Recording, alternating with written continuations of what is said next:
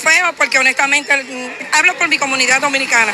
Nosotros somos los que ponemos el pecho todos los días aquí. Ustedes saben, nos levantamos a las 5 de la mañana a trabajar, como es el caso de mi esposo. Porque aquí nosotros, los emigrantes, somos los que tenemos el país parado.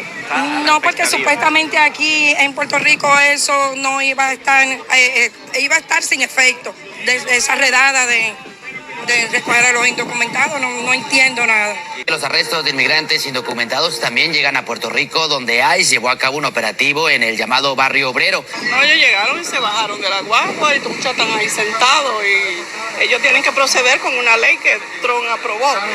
Pero yo creo que lo que están haciendo es ilegal porque hasta que tienen documentos poniéndole esposa. Ese señor ha trabajado aquí toda una vida, ese señor tiene más de 30 años aquí, ¿entiendes? Para mí eso es un atropello y es ilegal porque ellos no son delincuentes, no han matado a nadie, no han hecho nada, solo están ahí compartiendo.